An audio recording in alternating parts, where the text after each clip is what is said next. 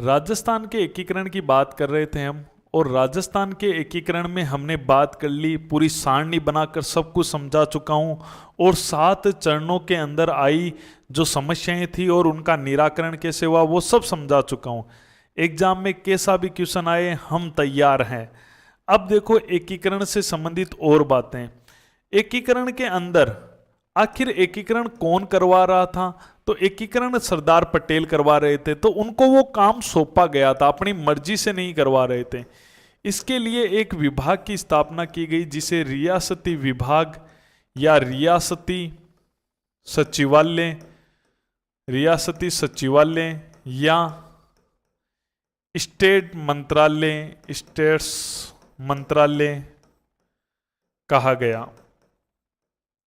तो एक ही बात है, रियासती विभाग, रियासती सचिवालय, स्टेट मंत्रालय।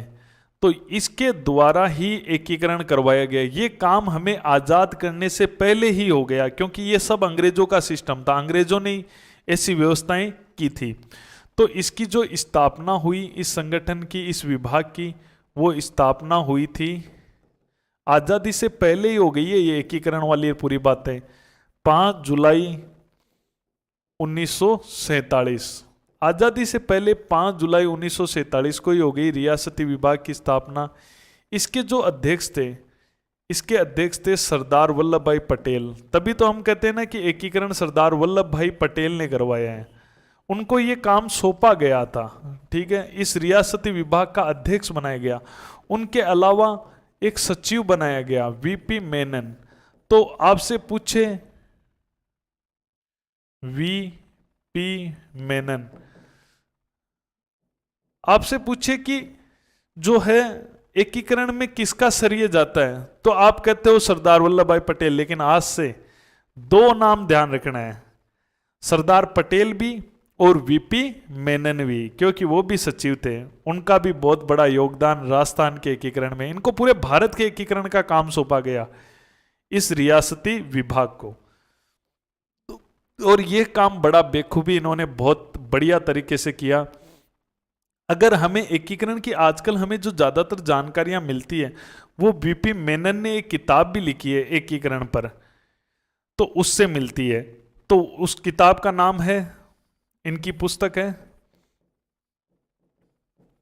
एकीकरण पर, the story of integration. Integration यानी एकीकरण, states of India, states of India, the story of integration of state, integration of आएगा ना यहाँ, ऑफ पहले लिखने से इसको मैं, क्या है भाई duster, the story of integration, the story of integration of Indian state, ये इंडियन स्टेट, ये ज्यादा सही है ना। इंटीग्रेशन इंडियन स्टेट ऑफ, वो सही नहीं था। The story of integration of Indian state, VP Menon.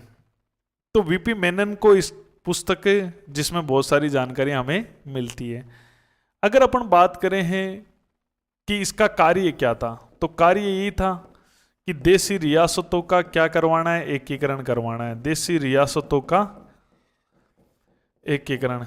इस प्रकार से इसको ये काम सौंपा गया था, इसको ये काम सौंपा गया था। ठीक है, लेकिन इसमें भी कुछ अंग्रेजों ने कंडीशनें बनाकर इनको दी थी। एक कंडीशन इनको ये बनाकर दी थी रियासती विभाग को कि आप जो है जिन रियासतों की वार्षिक आय 1 करोड़ है, तो जिन रियासतों की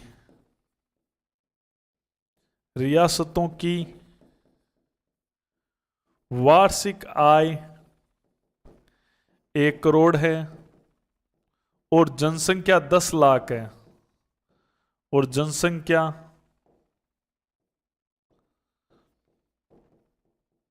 10 लाख है वो स्वतंत्र रह सकती है। ये गाइडलाइन थी बकायदा कि भारत में केवल वही रियासतें स्वतंत्र रह सकती है, नहीं तो उनको मिलना ही होगा। या तो वो राजस्थान, या तो वो भारत में मिलो, चाहे पाकिस्तान में मिलो, चाहे कहीं पर भी मिलो, स्वतंत्र रहने का अधिकार केवल किसको है? जो 1 करोड़ वार्षिक आय है जिसकी और जनसंख्या 10 लाख है, वो स्वतंत्र रह सकती है। तो नोट क्या कि राजस्थान की 4 रियासतें ऐसी थी जो इस कंडीशन को पूरा करती थी। राजस्थान में 4 रियासतें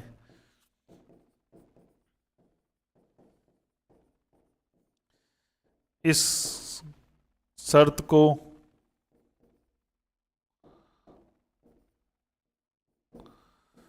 पूरा करती थी, जिनकी जनसंख्या 10 लाख थी, वार्षिक आय 1 करोड़ थी। जयपुर, जोधपुर, उदयपुर और बीकानेर।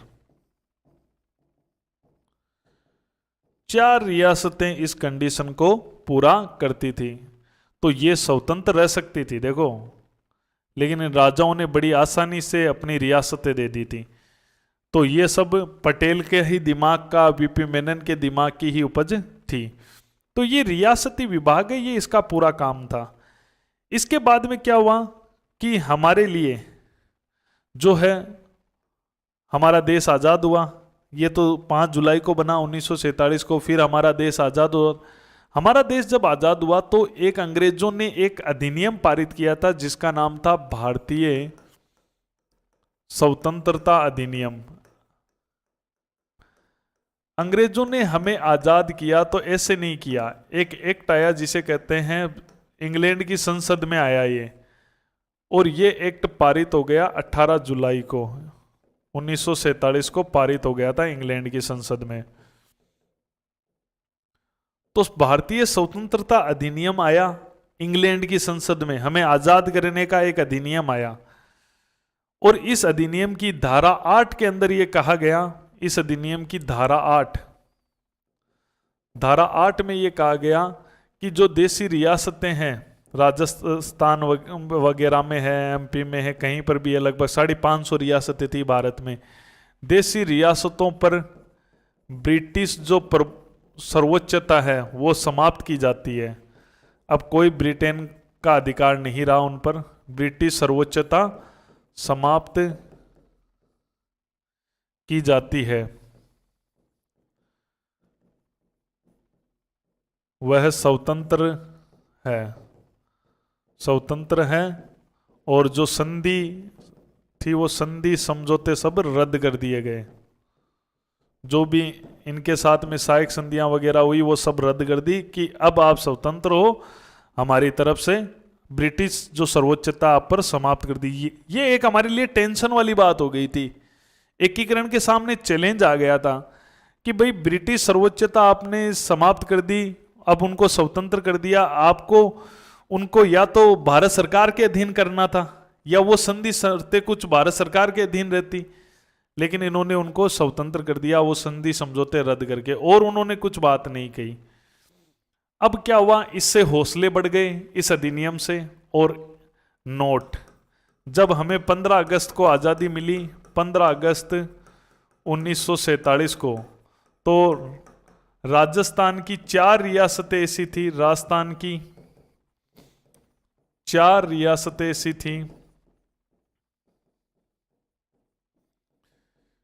थी, जिन्होंने स्वतंत्रता की घोषणा कर दी, जिन्होंने कि वो स्वतंत्र रहेगी, स्वतंत्र रहने की घोषणा की।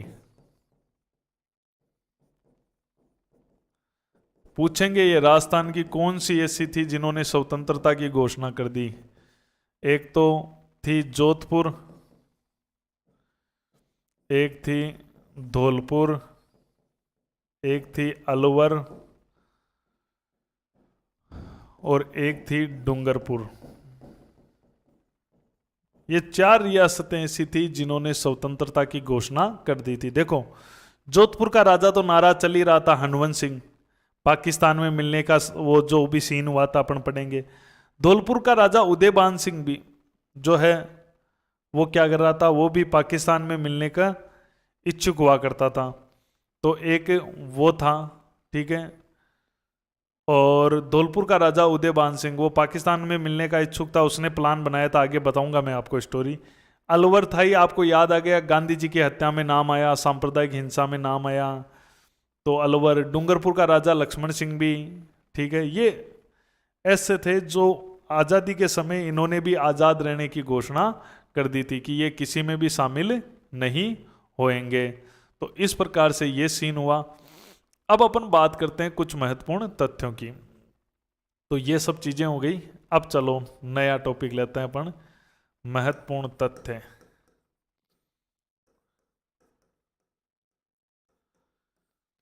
महत्वपूर्ण तथ्यों में देखो, आपसे ये पूछे एकीकरण के समय कितनी रियासतें थी।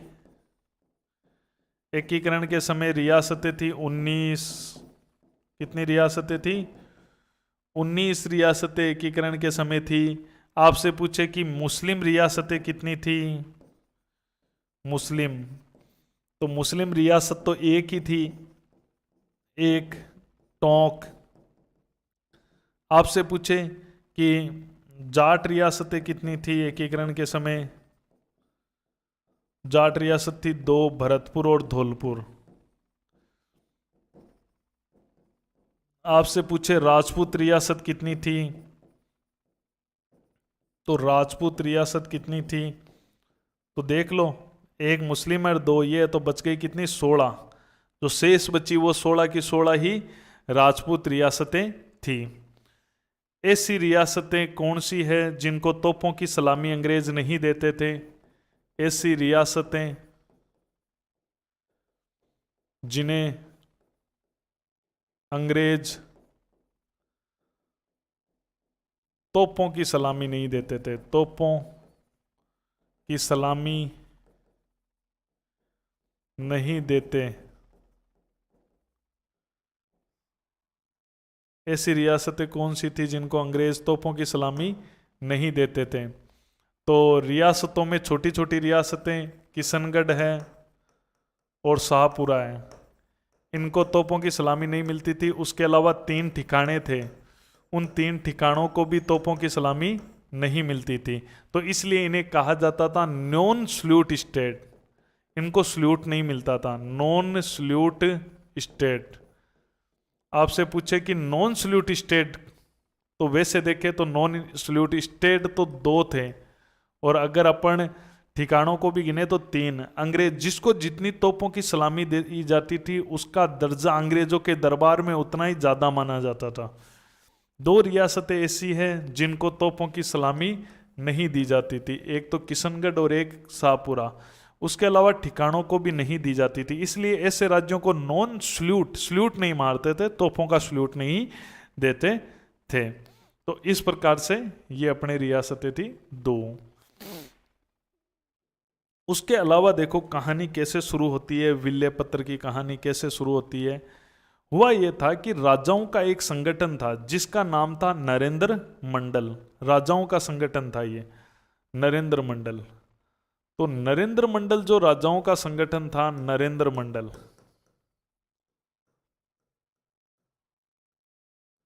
ये एक राजाओं का संगठन था। आपको पता होगा 1919 के एक्ट में ही नरेंद्र मंडल की स्थापना हुई थी। नरेंद्र मंडल की स्थापना 1921 के अंदर हुई थी। अब देखो क्या होता है कि जो नरेंद्र मंडल है उसकी बैठक होती है। नरेंद्र मंडल की बैठक होती है 25 जुलाई को, जब उन्होंने आज़ादी की घोषणा कर दी, यानी कि वो अधिनियम भी पारित कर दिया। उसके बाद में नरेंद्र राजा सब बैठक करते हैं नई दिल्ली में। नई दिल्ली के अंदर बैठक होती है नरेंद्र मंडल की, और इस बैठक में माउंटबेटन आता है। लॉर्ड माउंटबेटन कौन है? वायसराय है, भारत का वायसराय है।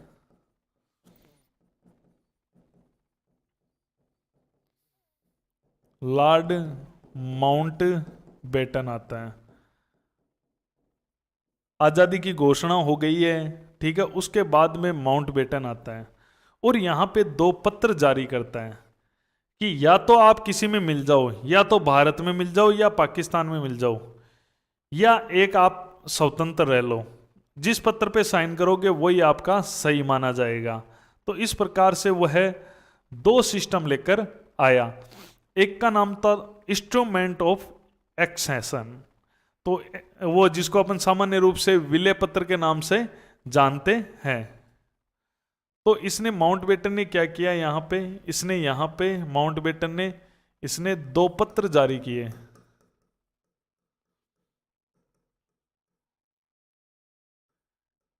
इंस्ट्रूमेंशन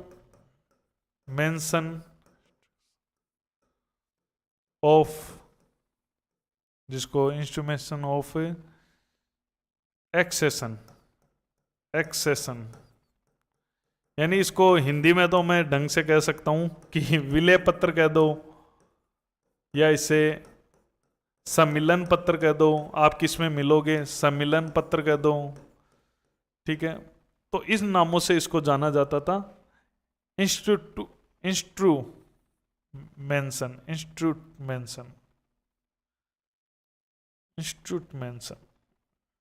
रजिस्टर का है ये, अंग्रेजी तो हम इंस्ट्रूमेंशन, ठीक है।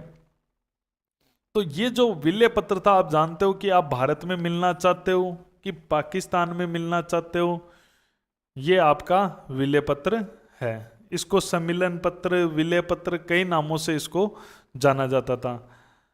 अधिमिलन पत्र भी इसको कहा जाता था, ठीक है। उसके अलावा एक पत्र और जारी किया गया जिसे कहा गया स्टैंड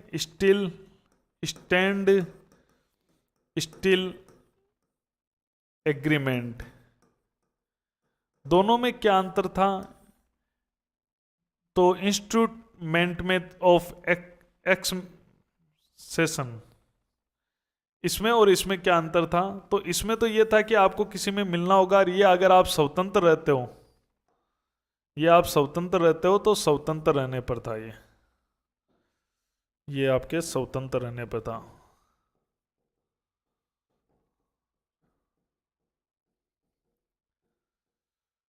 और ये भारत और पाक में किसी में मिलने पर,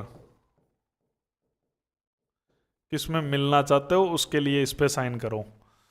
तो इंस्ट्रूमेंट्स ऑफ एक्सेशन, ठीक है, और इंस्ट्रूमेंट्स ऑफ एक्सेशन विलय पत्र, और स्टैंड स्टिल एग्रीमेंट स्वतंत्र रहने वाला था। हिंदी में अपन जनरली पढ़ते हैं ये विलय पत्र था, ठीक है। तो ये 2 पत्र इसने जारी किए कि इन पे साइन वाइन करने हैं। तो सबसे पहले विलय पत्र का मतलब है या तो भारत में मिलो या पाकिस्तान में मिलो, ठीक है। पहली तो ये चीज है कि भारत में या पाकिस्तान में मिलो। तो सबसे, और इसको साइन कब के करके कब देना था? आजादी वाले दिन देना था, उससे एक दिन पहले, ठीक है। भारत या पाकिस्तान में विलय होना है तो 15 अगस्त 1947 से पहले फैसला लेना होगा। तो राजस्थान में जो सबसे पहले विलय पत्र पर हस्ताक्षर किए थे, तो विलय पत्र पर हस्ताक्षर करने वाला पहला शासक वो था शार्दुल सिंह, बीकानेर का शासक, बीकानेर शार्दुल सिंह। बीकानेर का शासक शार्दुल सिंह था जिसने सबसे पहले हस्ताक्षर किए थे 7 अगस्त 1947 को।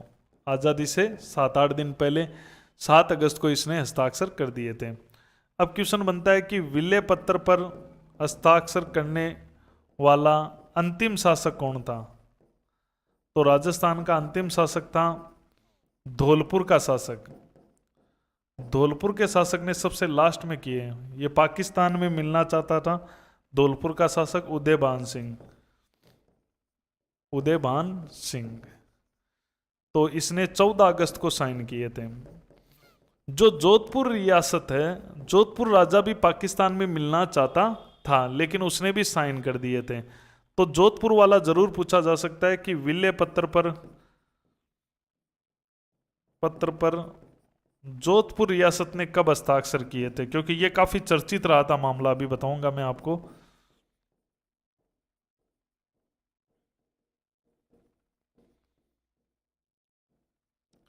वो किए थे 9 अगस्त को।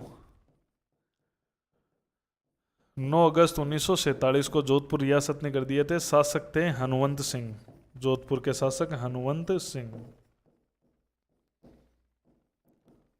हनुवंत सिंह थे शासक।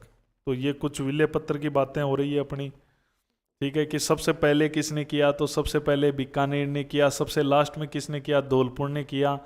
जोधपुर के शासक ने कब किया, 9 अगस्त को किया। अब एक क्वेश्चन ये बन जाता है कि कौन सी रियासतें थी जो पाकिस्तान में मिलना चाहती थी। तो प्रभाव में थी एक तरह से, ये समझ लो, कोई मिलना श्योर नहीं था, मिलना चाहती तो मिल जाती वो, ठीक है। जोधपुर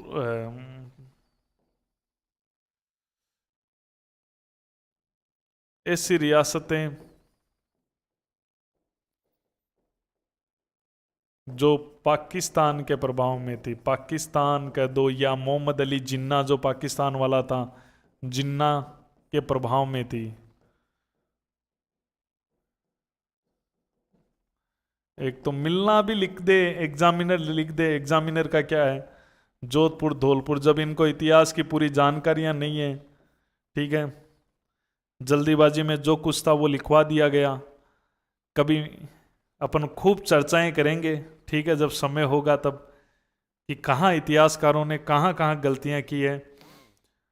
तो ऐसी रियासतें जो पाकिस्तान या जिन्ना के प्रभाव में थी वो थी जोधपुर और धौलपुर, ये पाकिस्तान में मिलना चाहती थी। तो जोधपुर और धौलपुर रियासतें थी, दो थी। अब आप कहोगे सर ये धौलपुर वाला क्या लोचा है, तो पूरी कहानी समझो, कहानी क्या है। ये है पाकिस्तान। पाकिस्तान लालच दे रहा था कि ये जो है ना, भारत सरकार जो कर रही है उसका उल्टा सब कहता था कि भारत सरकार आपको ये नहीं दे रही, मैं दूंगा, मैं आपको स्वतंत्र रखूंगा, मैं आपको, इतने लालच दे रहा था पाकिस्तान। और इसने बीकानेर के राजा को लालच दिए, इसने जोधपुर के राजा को लालच दिए, इसने जैसलमेर को लालच दिया, ठीक है। इधर मेवाड़ रियासत थी, इधर अपने ग्वालियर वगैरह रियासतें थी, यहाँ बड़ौदा वगैरह रियासतें थी, यहाँ भोपाल रियासत थी। तो इस प्रकार से यहाँ पे धौलपुर रियासत थी। अब देखो ये कहानी कैसे शुरू हुई, यहाँ जयपुर रियासत थी। इस कहानी को समझो आप। कहानी का जो ये भोपाल का नवाब था, ये कहानी का विलन था पूरा, हमीदुल्ला। पूरी कहानी समझना है। भोपाल का जो नवाब है जिसका नाम था हमीदुल्ला, ये क्या था, नरेंद्र मंडल जो राजाओं का संगठन था उसका अध्यक्ष था ये। और ये जिन्ना के पूरी तरह से प्रभाव में था। भोपाल का नवाब जिन्ना के पूरे संपर्क में था और इसी ने पूरा प्लान किया था कि क्या किया जाए कि इन जो रियासतें हैं, इन रियासतों से, ये भोपाल को पाकिस्तान में मिलाना चाहता है।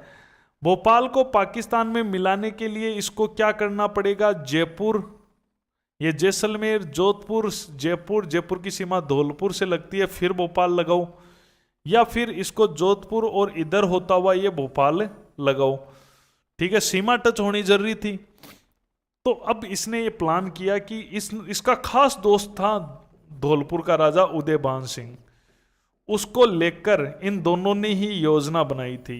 ये है दोनों, इन दोनों ने योजना बनाई कि किस प्रकार से हमें पाकिस्तान में मिलाना है। धौलपुर का राजा लगातार जोधपुर के राजा को भड़काता रहा, हनुवंत सिंह को लगातार तरह तरह के लालच देता रहा। जोधपुर का राजा, उसने मेवाड़ के राजा से भी बात की, लेकिन मेवाड़ के राजा ने स्पष्ट मना कर दिया। जब इनसे पूछा गया भूपाल सिंह से, तो इन्होंने कह दिया कि भाई किस में मिलना है, भारत में मिलना है, पाकिस्तान में मिलना है, ये मैं तय करने वाला कौन होता हूं। मेवाड़ के राजा भूपाल सिंह ने क्या उत्तर दिया कि किस देश में मिलना है ये फैसला मैं थोड़ी लेने वाला हूं, ये तो मेरे पूर्वज हजारों साल पहले ले चुके हैं। ठीक है, ये मैं लेने वाला कौन होता हूं? अगर मेरे पूर्वज जो थे, मेरे पूर्वज, अगर मेरे पूर्वज अगर इस प्रकार से समझौते संधियां करते या डगमगाते, तो मेरे पास में भी हैदराबाद जितनी बड़ी रियासत छोड़कर वो जाते। तो ये बातें मेवाड़ के महाराणा ने कही कि मेरे पूर्वज ये फैसला कर चुके हैं, मैं हिंदुस्तान के साथ हूं। ठीक है, अगर वो डगमगाते तो मेरे पास भी आज बहुत बड़ी रियासत वो छोड़ के जाते हैं। तो इस प्रकार से इसने मना कर दिया। इसने मना करते ये खेल तो पूरा ही खत्म हो गया था, ये खेल, फिर खेल बचा था ये, और जयपुर के राजा ने मना कर दिया तो ये खेल भी खत्म हो गया। अब खेल खत्म होते दिख रहे हैं। बीकानेर के राजा से एक बार तो हाँ हूं करवाई, ये खेल खत्म। जैसलमेर से हाँ हूं करवाई, खेल खत्म। अब जोधपुर का राजा अकेला पड़ गया। ठीक है, लेकिन इसकी रियासत बहुत बड़ी थी, इसको शामिल कराने का पाकिस्तान का तरह तरह के लालच दिए गए। ये दिल्ली गए थे, तब दिल्ली में माउंटबेटन बैठा, वीपी मेनन बैठा, फिर इनको समझाया गया, मान गए ये। ठीक है, तो हो गया इसका भी। तो कोई ज़्यादा दिक्कत नहीं आई है कि जैसे अपन को बता रहे हैं, थोड़ी बहुत तो परेशानियां हुई है, लेकिन राजाओं ने आसानी से अपनी रियासतें दे दी थी। तो अगर अपन बात करें तो अब इसके बाद में कुछ फैक्ट वगैरह और देख लेते हैं। तो कौन सी रियासतें जोधपुर और धौलपुर पाकिस्तान के प्रभाव में सबसे ज़्यादा थी? क्योंकि ये पूरी भोपाल के नवाब की योजना थी, जिसमें उसने धौलपुर के राजा को भी शामिल कर लिया था। जब इस विल्ले पत्र पर हस्ताक्षर करवाए जा रहे थे, विल्ले पत्र पर हस्ताक्षर करते समय बांसवाड़ा में, पूरी कहानी अभी विल्ले पत्र की चल रही है, बांसवाड़ा के शासक चंद्रवीर सिंह, बांसवाड़ा के शासक चंद्रवीर सिंह ने कहा, मैं अपने डेथ वारंट पर हस्ताक्षर कर रहा हूं।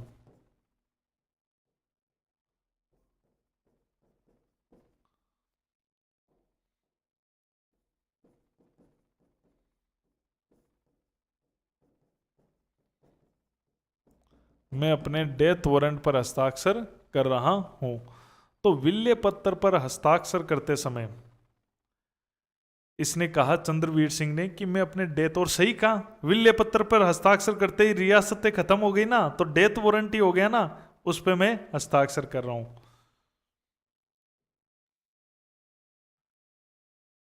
जब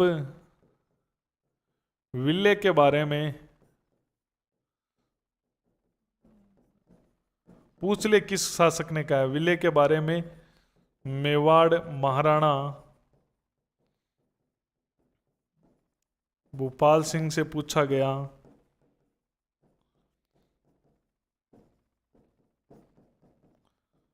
वो जोधपुर के राजा ने ही पूछवाया था। ठीक है, पूछा गया तो कहा कि किस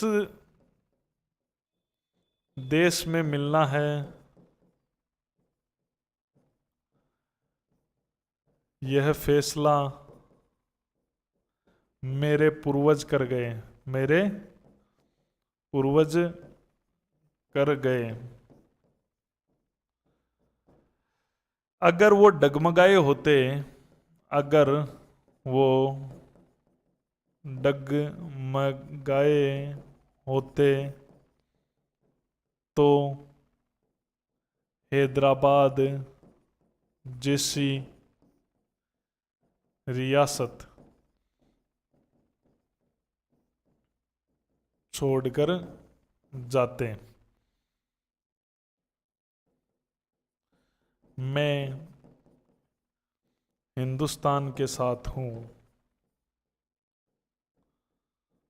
तो इससे भी जोधपुर के राजा का थोड़ा मनोबल डाउन हो गया। फिर जनता भी चाहती थी, ठाकुर भी चाहते थे, तो कई चीजें थी ऐसी कि उनको अपना विचार और बदल दिया, आसानी से बदल दिया था। एक बार वीपी मेनन ने उनको धमकाने का प्रयास किया दिल्ली में, तब उन्होंने बंदूक निकाली जिसे पेन पिस्टल कहते हैं, छोटी बंदूक पेन की जैसी, वो माउंटबेटन ने उनसे छीन ली थी। माउंटबेटन से उनकी अच्छी बनती थी, उसने छीन ली थी। वो फिर आज भी इंग्लैंड के संग्रहालय में है, वो पेन पिस्टल है जो इंग्लैंड के संग्रहालय में रखी हुई है, जिसे पेन पिस्टल के नाम से जाना जाता है। चलो ये हुई अपने इनकी बातें, ठीक है। अब देखो, अब आप कहोगे सर उन 3 ठिकानों का क्या हुआ?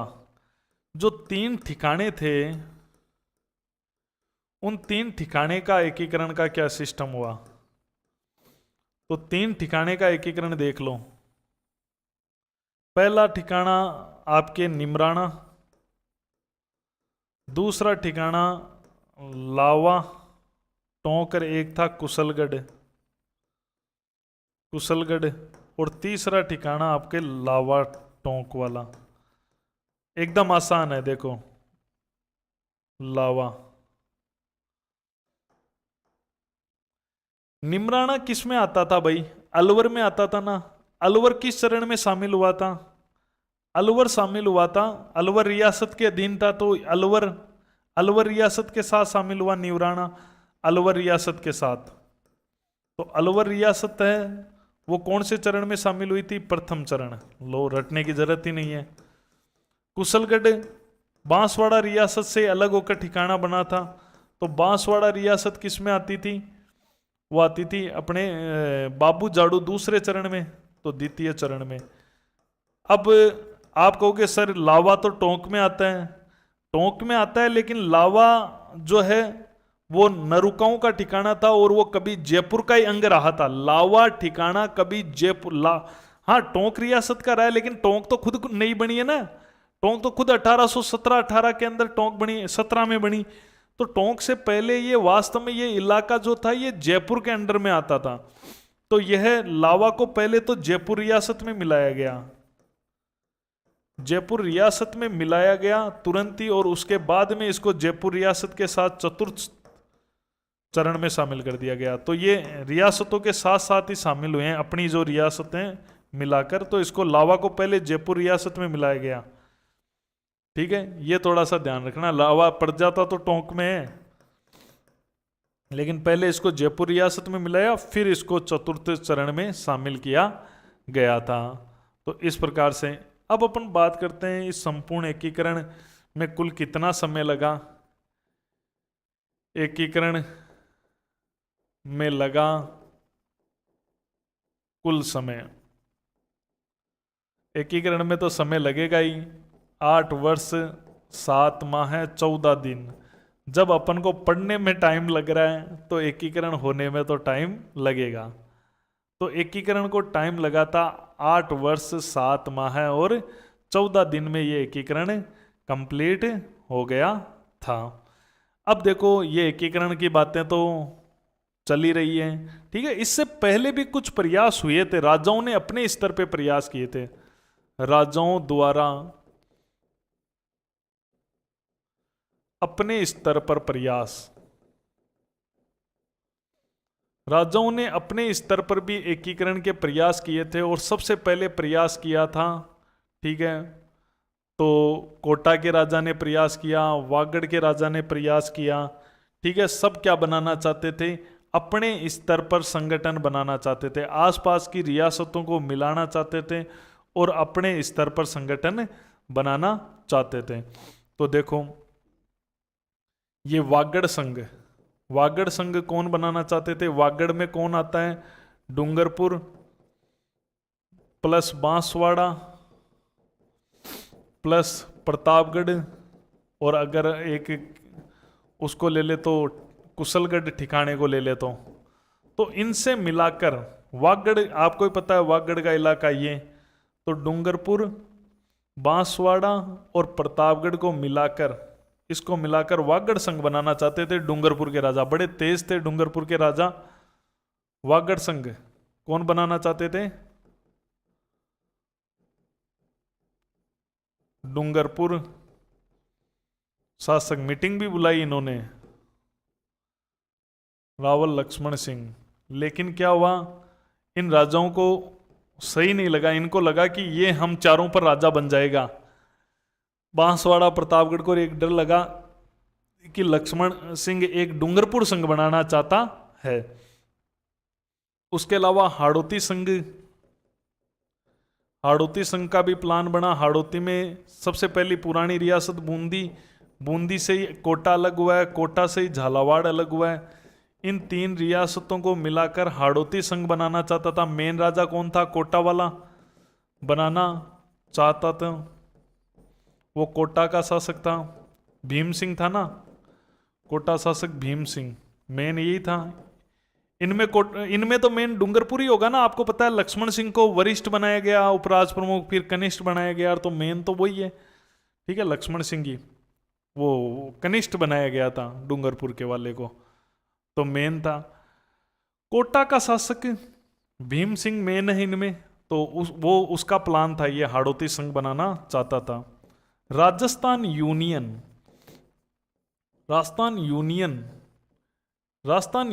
एक बहुत बड़ा यूनियन बनाना चाहते थे, जिसमें राजपूताना के राजाओं को, राजपूताना प्लस मालवा मध्य प्रदेश की रियासतें प्लस गुजरात की रियासतें, इनको मिलाकर ये बनाना चाहते थे। तो सबको टेंशन हो गई, मीटिंग भी हुई और ये बनाना चाहते थे। उदयपुर महाराणा भूपाल सिंह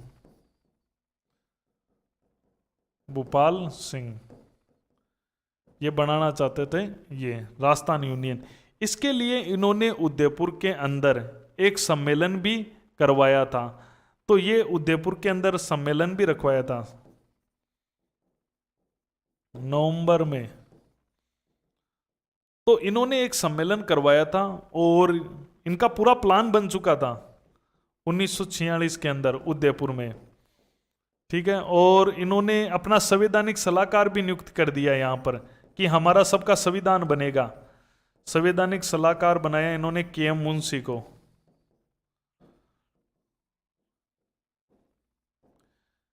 के.एम. मुंशी, कन्हैयालाल माणिक्यलाल मुंशी को अपना संवैधानिक सलाहकार। लेकिन सबको ये डर था कि कहीं ये जो है ना, कहीं ये मेवाड़ संघ तो नहीं बनाना चाहते, खुद प्रमुख तो नहीं बनना चाहते, कहीं मेवाड़ संघ बनाकर इसमें शामिल नहीं हुए थे। बड़ी बड़ी जो 3 रियासतें थी ना जिनको स्वतंत्र रहने का अधिकार था, जोधपुर, बीकानेर, जयपुर आदि शामिल नहीं, वो इसके अंदर आए नहीं थे। जो मेन इसके अलावा 3 ही बड़ी थी वो इसमें शामिल नहीं हुई थी। उसके अलावा देखो राजपूताना संघ बनाने का प्लान था। राजपूताना प्लस एमपी की रियासतों से, राजपूताना प्लस एमपी रियासतों से, क्योंकि एमपी छूती थी जयपुर, तो एमपी और राजपूताना की रियासतों से। तो कौन बनाना चाहता था? जयपुर का राजा राजपूताना संघ बनाना चाहता था। जयपुर में मीटिंग भी करवाई थी सवाई मान सिंह द्वितीय। तो इस प्रकार से ये कुछ राजाओं द्वारा अपने स्तर पे प्रयास भी किए गए हैं। वागड़ संघ, हाड़ौती संघ, राजस्थान यूनियन, राजपूताना संघ, ऐसे प्लान चले हैं। तो पूछेंगे वागड़ संघ कौन बनाना चाहते थे? तो वागड़ में मेन कौन है? डूंगरपुर रियासत, तो उसका। हाड़ौती में मेन कौन है? कोटा रियासत। राजस्थान यूनियन उदयपुर वाला चाहता था, राजपूताना संघ जयपुर वाला चाहता था। तो इस प्रकार से जयपुर के अंदर एक सम्मेलन भी बुलाया गया था। तो कुछ ऐसी बातें हैं जो आपको थोड़ी सी ध्यान में रखनी है। तो एग्जाम में इस प्रकार के क्वेश्चन आते हैं, अच्छे क्वेश्चन आते हैं। पूरी तरह से एग्जाम बेस्ड तैयारी पर आपका फोकस होना चाहिए, तभी आपको फायदा होने वाला है। अब अपन बात करते हैं और भी। तो देखो कुछ और तथ्य निकल के आते हैं। तो ये देखें, अखिल भारतीय स्तर पर एक राजस्थान आंदोलन समिति बनी। ठीक है, समाजवादी पार्टी के नेता थे राम मनोहर लोहिया। राम मनोहर लोहिया, इन्होंने मांग उठाई कि राजपूताना में एक ही रियासत बननी चाहिए, और वो रियासत बननी चाहिए। राम मनोहर लोहिया ने ये आवाज उठाई कि पूरे राजस्थान को मिलाना होगा और एक रियासत बनाना होगा। इसके लिए इन्होंने राजस्थान जो है आंदोलन समिति का गठन किया कि राजस्थान के अंदर है, वो राजस्थान के अंदर एक राजस्थान बनना चाहिए, और भारतीय स्तर पर, अखिल भारतीय स्तर पर, पूरे भारत में अखिल भारतीय स्तर पर वृहद राजस्थान बनाने की मांग की।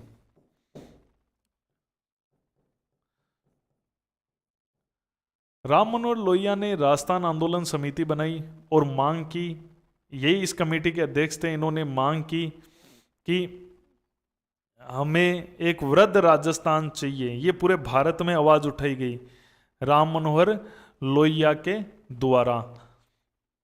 अब देखो एक चीज देखो, ये प्रीपर्स शब्द आता है, प्रीपर्स क्या है, ये प्रीपर्स क्या है? राजाओं ने अपनी रियासतें दी, राजाओं को रियासतों के बदले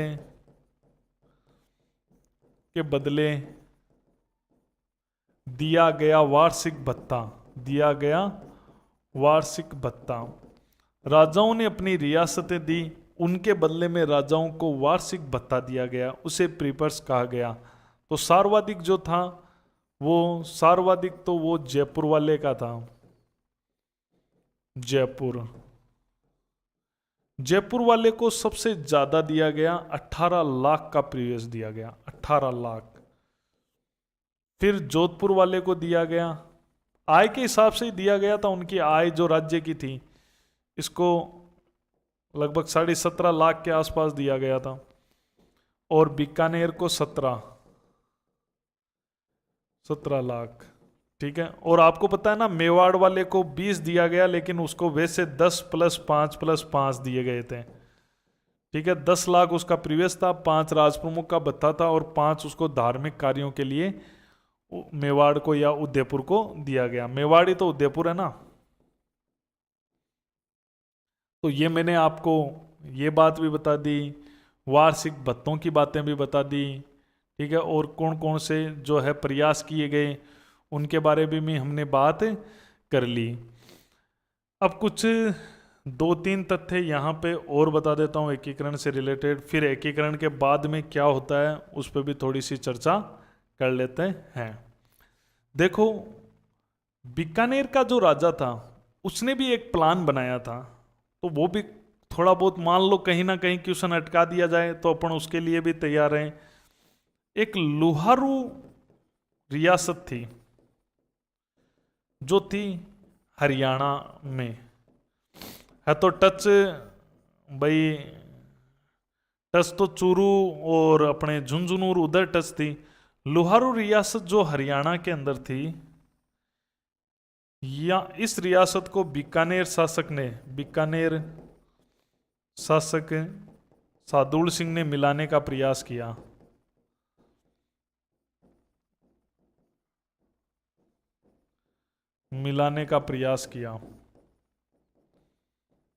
लेकिन सरकार ने इसको फेल कर दिया था।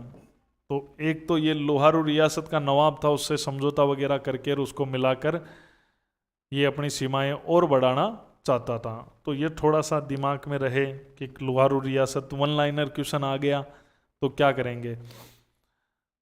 देखो, राजस्थान में जो काम करती थी उसे कहते हैं राजपूताना एजेंसी। राजपूताना एजेंसी से गुजरात एजेंसी में शामिल कर दी गई कुछ रियासतें। गुजरात एजेंसी में शामिल रियासतें जो राजपूताना एजेंसी के अंदर आती थी उनको गुजरात एजेंसी में शामिल कर दिया गया। एक तो है ईडर, एक है विजयनगर, राजपूतों की रियासतें थी ये। तीसरी है दांता, लेकिन यहाँ के लोग गुजराती बोलते थे। चौथी है पालनपुर, ये मुस्लिम रियासत थी पालनपुर। ठीक है। ये चारों का प्रशासन संभालती थी राजपूताना, जो एजेंसी है वही संभालती थी, ठीक है। ईडर, विजयनगर और दाता और पालनपुर, ये तीन तो एक तरह से राजस्थान के ही अंग हुआ करते थे, क्योंकि राजस्थान के राजाओं के वंशज ही यहाँ राज करते थे, ठीक है। ईडर, विजयनगर और दांता में राजस्थान के राजाओं के वंशज ही यहाँ राज करते थे, तो राजस्थान के ही पार्ट थे ये तीनों, ठीक है। लेकिन ये चारों ही राजपूताना एजेंसी के अंडर में आते थे, इनको गुजरात एजेंसी में दे दिया गया। तभी तो मैंने आपको रियासतों की संख्याएं 22 बताई थी, क्योंकि 3 वो राजपूतों की ईडर, विजयनगर, दांता और थी, ठीक है, वो भी थी। क्योंकि और इनका संचालन भी देख लो ना, राजपूताना एजेंसी कर रही है इनका संचालन, और गुजरात एजेंसी में इनको शामिल कर दिया गया। ये अच्छा क्वेश्चन बनता है, तो ये चीज आपको ध्यान में रखनी है, थोड़ा सा ये देख लो। अब उसके बाद के अंदर क्या होता है कि उसके बाद में ये एजेंसी वाली बात हो गई, अब चरणों वाली बात हो गई, एकीकरण हो गया, 8 वर्ष 7 माह और 14 दिन के अंदर हमारा एकीकरण भी कर दिया गया। अब सब कंप्लीट हो गया है, एकीकरण कंप्लीट हो गया है, एकीकरण की बातें कंप्लीट हो गई है। अब देखो क्या होता है कि 3 श्रेणियां बनी जाती है संविधान में। जब 26 जनवरी को हमारा संविधान लागू होता है, संविधान में 3 श्रेणियों की व्यवस्था की जाती है। तो संविधान में 3 श्रेणियों की व्यवस्था होती है।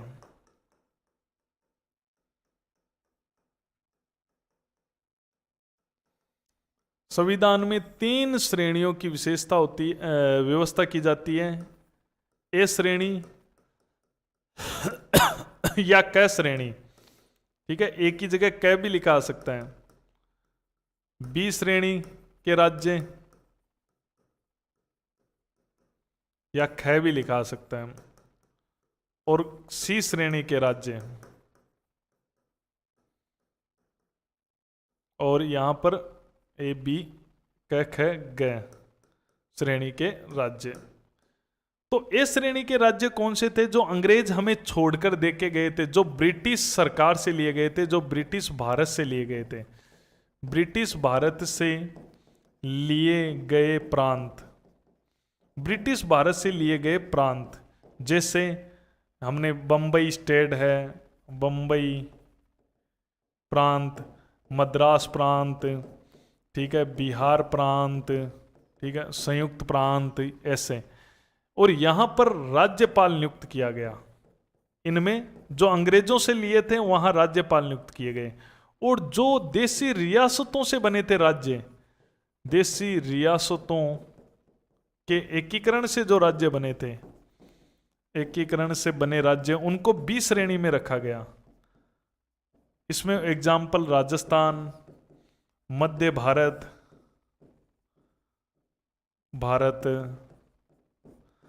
त्रावणकोर, कोचीन,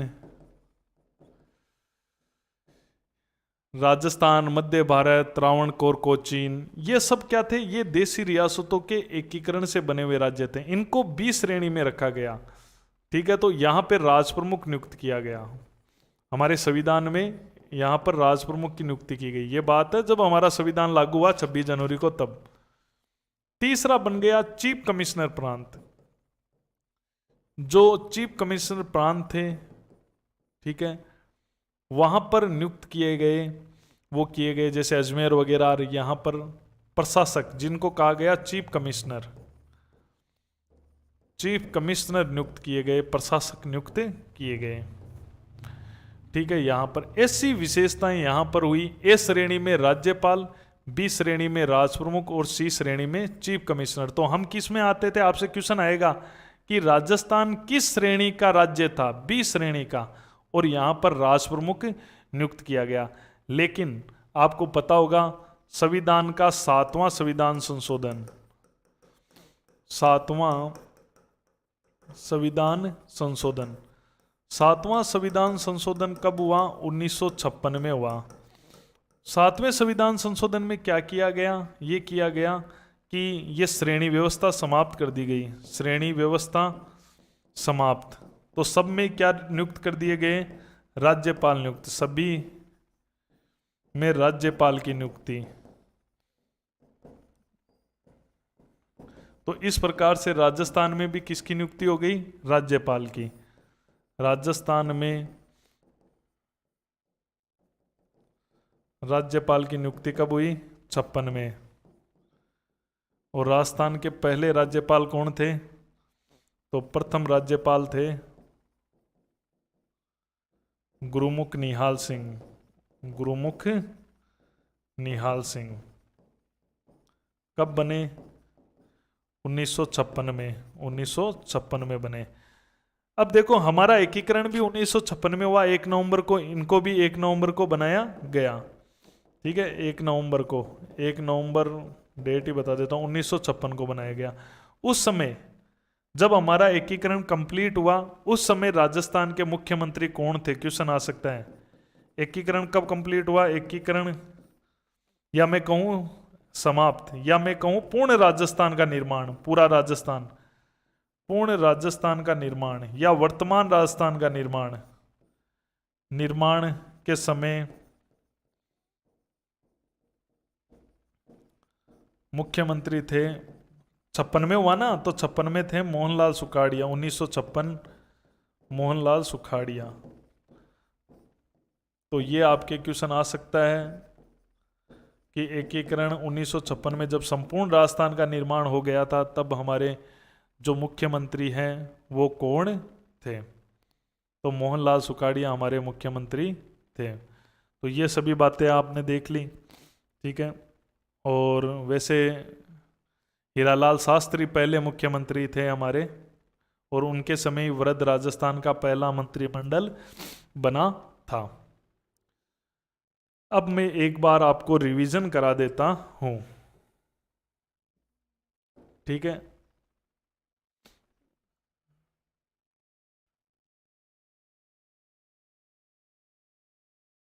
देखो, राजस्थान का एकीकरण में हम बात कर रहे थे रियासती विभाग या रियासती सचिवालय या स्टेट मंत्रालय। एक ही नाम है। रियासती विभाग क्यों बनाया गया था? एकीकरण के लिए बनाया गया था। तो पहले स्थापना कर दी आज़ादी से पहले अंग्रेजों ने। स्थापना 5 जुलाई 1947 को हुई, क्योंकि अब ये था कि भाई एकीकरण करना ही है, भारत और पाकिस्तान अलग होने वाले हैं, वो घोषणाएं सब हो चुकी थी, सब कुछ फाइनल हो चुका था। तो अब ये रियासती विभाग 5 जुलाई 1947 को बना। डेट पूछी जाती है। अध्यक्ष थे सरदार वल्लभ भाई पटेल। तभी इन्होंने एकीकरण का श्रेय जाता है। आपसे पूछे किनको जाता है? इनको और इनको जाता है भाई, एकीकरण इन्होंने ही करवाया है। तो इनके पास एक डिपार्टमेंट था जिसने करवाया था। सचिव थे वीपी मेनन। पुस्तक है the story of integration of Indian state. Simple है, समझ जाओगे। स्टोरी ऑफ इंटीग्रेशन यानी कि एकीकरण की, इंडियन स्टेटों के एकीकरण पर स्टोरी, कहानी है। कार्य है देशी रियासतों का एकीकरण करना। इस रियासती विभाग में एक कंडीशन थी जो अंग्रेजों की ही देन है। जिन रियासतों की वार्षिक आय 1 करोड़ है और जनसंख्या 10 लाख है, वो स्वतंत्र रह सकती है। ये पेज था। तभी तो ऐसी रियासतें राजस्थान में 4 थी जिनको देखो पटेल चाकर भी नहीं मिला सकते थे, क्योंकि रूल था। ये रूल ये था कि ये 1 करोड़ जिनकी वार्षिक आय है, 10 लाख जनसंख्या है, उनको नहीं करवा सकते। बाकी को तो दबा के भी करवा सकते थे ये, लेकिन इनको नहीं करवा पाए। राजस्थान में 4 रियासतें इस शर्त को पूरा करती थी। जयपुर, जोधपुर, उदयपुर और बीकानेर ये पूरा करती थी। जयपुर बड़ी रियासत है। जोधपुर, उदयपुर, बीकानेर के पास वार्षिक आय 1 करोड़ थी, जनसंख्या 10 लाख थी। एक बात और याद आई है मुझे, अभी मैं बता दूंगा, एक बार रिवीजन हो जाए। भारतीय स्वतंत्रता अधिनियम 1947, 18 जुलाई को 1947 को इंग्लैंड की संसद से ये एक्ट पारित हुआ। भारतीय स्वतंत्रता अधिनियम भारत को आज़ाद करने वाला। इसकी धारा 8 में कहा गया कि देशी रियासतों पर अब ब्रिटिश सर्वोच्चता समाप्त हो गई है, धारा 8 में। और कहा गया वो स्वतंत्र है, उसके साथ जो सहायक संधियां समझौते किए गए वो अब रद्द है। 15 अगस्त को अब इस धारा से जोश आ गया और राजस्थान की 4 रियासतें ने अपने आप को स्वतंत्र रहने की घोषणा कर दी। जोधपुर, धौलपुर, अलवर, डूंगरपुर। ठीक है। ये रियासती विभाग की गाइडलाइन के अनुसार ये स्वतंत्र नहीं रह सकती थी लेकिन इन्होंने, जोधपुर का राजा आपको पता है, धौलपुर का, ये पाकिस्तान के प्रभाव में थे दोनों। और अलवर का राजा था ही, वो भी नाराज ही था कांग्रेस से, और डूंगरपुर था ही। कुछ महत्वपूर्ण तथ्य देखते हैं। रियासतें 19 थी, मुस्लिम रियासत 1 थी, जाट रियासत 2 थी, बाकी राजपूत रियासतें 16 थी। ऐसी रियासतें जिनको अंग्रेज तोपों की सलामी नहीं देते थे, किशनगढ़ और शाहपुरा को, इनको कहते हैं नॉन सल्यूट स्टेट। नरेंद्र मंडल 25 जुलाई 1947 को नई दिल्ली में बैठक हुई। भारत का वायसराय लॉर्ड माउंटबेटन था। उसने 2 पत्र जारी किए, इंस्ट्रूमेंशन ऑफ एक्सेशन, ये देख लेना अंग्रेजी में थोड़ी सी कैसा ही है मामला, और स्टैंड स्टिल एग्रीमेंट, उसको विलय पत्र कहते हैं, ठीक है, भारत पाक विलय, ठीक है, नहीं तो मैं देख के याद आऊंगा तो मैं बता दूंगा, ठीक है, देख के मैं बता दूंगा। स्टैंड स्टिल एग्रीमेंट ये स्वतंत्र रहने वाली रियासतों के लिए था, जो रियासतें स्वतंत्र रहना चाहती थी ये उनके लिए था। विलय पत्र पर हस्ताक्षर सबसे पहले बीकानेर के राजा सादुल सिंह ने किए 7 अगस्त को 1947 को, क्योंकि 15 अगस्त से पहले करने थे, लास्ट में किए 14 अगस्त को कर दिए धौलपुर के उदयभान सिंह ने।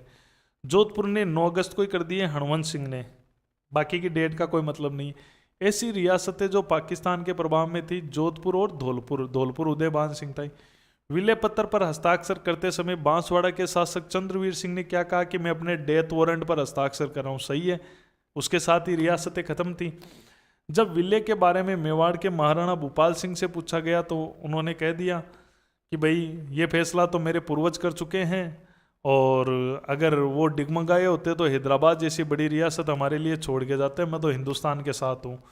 3 ठिकानों का एकीकरण हुआ, निमराना अलवर, तो अलवर के साथ ही, अलवर रियासत के साथ ही प्रथम चरण में, कुशलगढ़ बांसवाड़ा रियासत के साथ द्वितीय चरण में, और लावा जिला टोंक लगता लेकिन जयपुर रियासत के साथ में चतुर्थ चरण के अंदर। पहले इसको जयपुर रियासत में मिलाया गया, पहले इसमें मिलाया गया, ठीक है, इसके साथ ऐसा हुआ, और फिर इसको चतुर्थ चरण में जयपुर के साथ शामिल किया गया। एकीकरण में कुल समय कितना लगा? 8 वर्ष 7 माह 14 दिन। राजाओं द्वारा अपने स्तर पे भी प्रयास किए गए। वागड़ संघ कौन बनाना चाहता था? डूंगरपुर का शासक लक्ष्मण सिंह। डूंगरपुर, बांसवाड़ा, प्रतापगढ़, कुशलगढ़, ये वागड़ इलाका ही है। और हाड़ौती, बूंदी, कोटा, झालावाड़ 3 रियासतें थी। हाड़ौती में कोटा का शासक बनाना चाहता था। राजस्थान यूनियन, राजपुताना के शासकों को बुलाया। मालवा, मध्य प्रदेश में जो ऊपर वाले इलाके हैं उसे मालवा कहते हैं। और गुजरात की रियासतों को बुलाया, बनाना चाहते थे उदयपुर के भोपाल सिंह राजस्थान यूनियन। सम्मेलन नवंबर 1946 में उदयपुर में रखा, और इसके लिए एक संविधान सभा बनाने का प्लान बन चुका था। संवैधानिक सलाहकार भी नियुक्त कर चुके थे के एम मुंशी को, लेकिन जोधपुर, बीकानेर, जयपुर जैसी रियासतों ने तो इसमें भाग ही नहीं लिया राजस्थान यूनियन में। दूसरा, छोटी रियासतों को डर था कि कहीं ये मेवाड़ संघ ना बना ले और खुद बड़े राजा बन जाए, हमें कुछ ना मिले। राजपुताना संघ, राजपुताना प्लस एमपी रियासत बनाना चाहता है सवाई मान सिंह द्वितीय, ठीक है। राजपुताना और एमपी की रियासतों को मिलाकर राजपुताना संघ बनाने का प्रयास किया था। समाजवादी पार्टी के नेता है राम मनोहर लोहिया, उन्होंने भी भारत स्तर पर एक आंदोलन चलाया। राजस्थान आंदोलन समिति का गठन किया, स्वयं अध्यक्ष बन गए इसके। अखिल भारतीय स्तर पर वृहद राजस्थान बनाने की मांग इन्होंने उठाई। प्रीपर्स क्या होता है? राजाओं को रियासतों के बदले दिया जाने वाला वार्षिक भत्ता होता है। सर्वाधिक जयपुर को 18 लाख मिले। भाई उन्होंने रियासतें दी ना, तो उनको वार्षिक भत्ता सालाना दिया गया 18 लाख। जोधपुर वाले को 17.5 लाख, बीकानेर 17, मेवाड़ उदयपुर वाले को 10 + 5 + 5 वैसे दिए गए थे। लोहारू रियासत बीकानेर का सादुल सिंह मिलाने का एक प्रयास किया था। राजपुताना एजेंसी से गुजरात एजेंसी को ट्रांसफर रियासतें हुई थी। पहले इनको गुजरात एजेंसी में मिला दिया गया, फिर आपको पता है ना गुजरात को बंबई स्टेट में मिला दिया गया था एजेंसी को। ईडर, विजयनगर, दाता और पालनपुर। संविधान में 3 श्रेणियां थी। इस श्रेणी में वो राज्य थे जो ब्रिटिश भारत के थे, जो अंग्रेजों के थे, वो छोड़ के गए थे।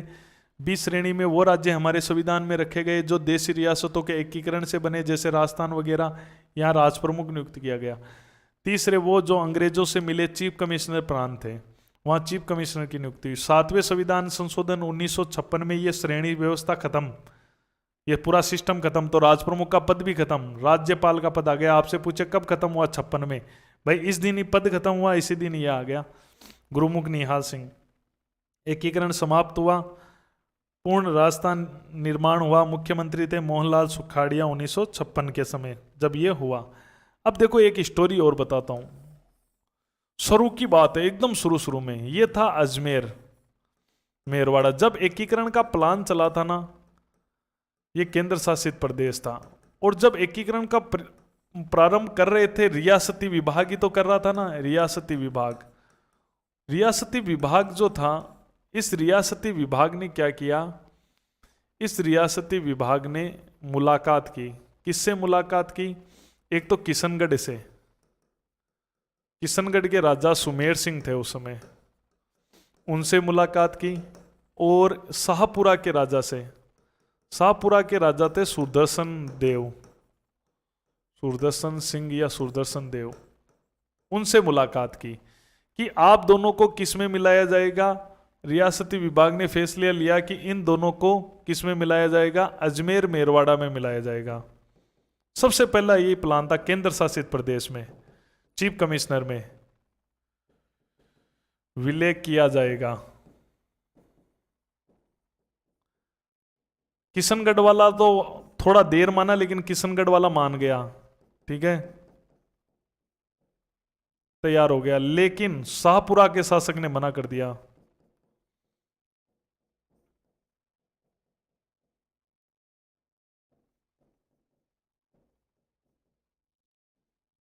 देखो कहानी क्या हुई, एकीकरण करवा रहे थे कि भाई किस में मिलना है, विलय पत्र पे तो साइन हो गए कि भारत में मिलना है, लेकिन अब आप कौन सी रियासत में मिलकर संघ बना रहे हो उसकी बात हो रही है। दो टाइप हो गए ना, एक तो हो गया विलय पत्र की आप भारत में मिलना चाहते हो पाकिस्तान में, चलो आपने कह दिया भारत में, लेकिन भारत में आप किन में मिलोगे, वो एकीकरण होता है। तो किशनगढ़ के सुमेर सिंह तो ठीक है, किशनगढ़ अजमेर ही तो है क्या, और भीलवाड़ा टच होता है ना अजमेर, तो शाहपुरा टच में ही थी, तो कहा ठीक है बन जाएंगे, हम भी बन जाएंगे। इन्होंने कहा हम भी, लेकिन शाहपुरा वाले राजा ने थोड़ा मना कर दिया, तो पटेल ने धमकाने का प्रयास किया।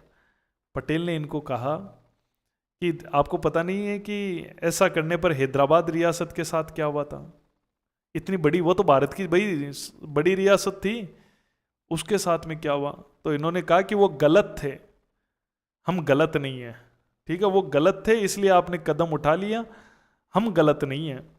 और इन्होंने एक बात और कही कि भाई मैंने तो अपना शासन जनता को सौंप दिया है। देखो शाहपुरा शासक ने क्या किया था, शाहपुरा शासक ये पहला शासक है राजपुताने का, राजस्थान का पहला शासक, आगे भी बताऊंगा, पहला शासक जिसने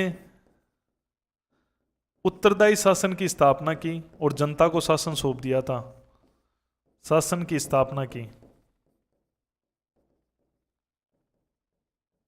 और प्रधानमंत्री बने गोकुल लाल असावा। प्रधानमंत्री कौन बने? गोकुल लाल असावा, गोकुल लाल असावा, असावा इनकी सरकार के प्रधानमंत्री बने। इन्होंने जनता को 14 अगस्त को ही, एक दिन पहले ही, 14 अगस्त आजादी से एक दिन पहले ही जनता को शासन सौंप दिया, ठीक है। तो इन्होंने कहा अब मैं फैसला लेने वाला कौन होता हूं कि किस में मिलोगे, मैं साइन नहीं करूंगा, ठीक है, जनता साइन करेगी। तो उन्होंने कहा ज्यादा होशियारी मत करो, उन्होंने कहा बिल्कुल, कि उन्होंने कहा देखो हैदराबाद में हुआ जो आपके साथ हो सकता है कि होने दो, मैं गलत थोड़ी हूं, मैंने जनता को शासन सौंप दिया है, आप जनता से साइन करवा लो, उनके प्रतिनिधि है गोकुल लाल असावा, उनसे साइन करवा लो। तो गोकुल लाल असावा से शाहपुरा के शासक ने बात भी की, फिर गोकुल लाल असावा उपस्थित भी हुए, उन्होंने समझाया कि आप कहोगे उस संघ में शामिल हो जाएंगे हम, ठीक है, कोई दिक्कत नहीं है, हमें साइन करने से कोई परहेज नहीं है, ठीक है, आप कहोगे उसमें हो जाएंगे, लेकिन इसमें शामिल मत करो, हमें किसी और में कर देना ना, कहो ठीक है। तो फिर ये मामला रद्द हो गया था, ठीक है, इनसे बातचीत हुई तो फिर ये हो नहीं पाया, मामला रद्द हो गया था। तो आपसे पूछा जा सकता है कि रियासती विभाग किशनगढ़ और शाहपुरा को किस में मिलाना चाहती थी? सबसे पहले अजमेर मेरवाड़ा में मिलाना चाहती थी, यहीं से शुरुआत हुई, ये पहला दावी था जो फेल हो गया था, किशनगढ़ और शाहपुरा को। तो फिर दोनों की जनता ने कहा कि भाई और संघ में मिला देना, तो क्या ठीक है। इस प्रकार से ये मामला, ये केंद्र शासित में नहीं मिलना चाह रहे थे, तो ऐसा हुआ था, ठीक है। आई कहानी समझ में? बिल्कुल अच्छी तरह से तैयारी करनी है आपको, बस अब आपको कुछ नहीं करना है, जो करना है मुझे ही करना है, मुझे ही तैयार करना है आप लोगों को, ठीक है। धन्यवाद। बिल्कुल तैयारी कीजिए बढ़िया तरीके से।